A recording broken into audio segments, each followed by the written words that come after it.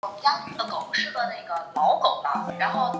现在看是心脏反流，已经是2期了。然后它现在有那个咳嗽症状，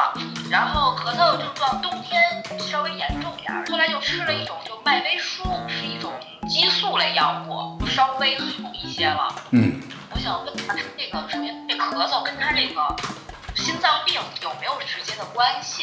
咳嗽就是由于心脏的缘故，心和肺的话呢，心脏是皇上，肺就是个丞相，因此啊，心脏一旦出现了功能不好的时候啊，心脏里头的血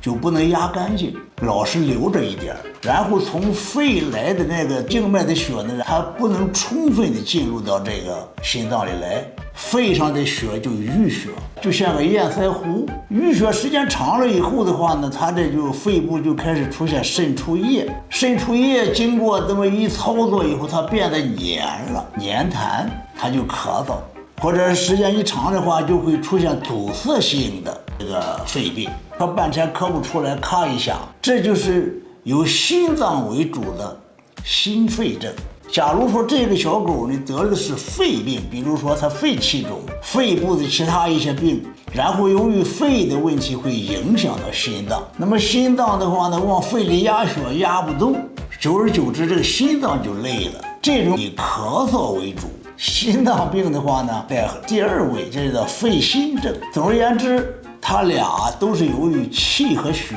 的不协调的缘故。你这个年龄大了的话呢，它也是实际上心脏功能不太好了，它已经有了心脏的这种结构性的变化，它就很难去执行这个正常的这个活动。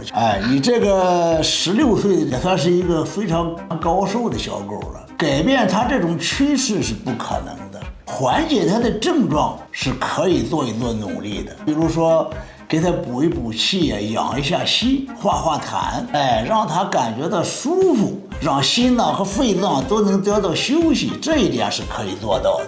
我这个意思就是，我想说，您是不是有什么方子，或者是就是常吃的东西，可以让它缓解？根据你这个心肺症的情况，可以开个中药，你给它吃上1个星期以上，你看看效果怎么样。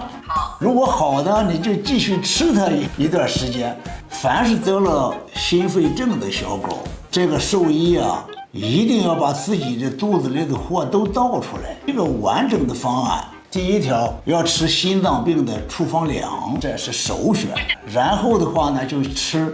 新鲜鸡心，把上边的油都给它去掉，开水下锅煮个1-2分钟就可以吃了。小狗的少一点，大狗多一点，吃什么补什么。除了这个之外的话呢，每天可以适当的喝一些酸牛奶。注意事项是什么呢？注意事项是每天的自由运动，不能劳累，不能受凉，不能够让它吃的太饱，尤其是好的能吃的话，撑着它就出大问题了。一拉肚子，它病情就加重。这个护理很重要。我记住了。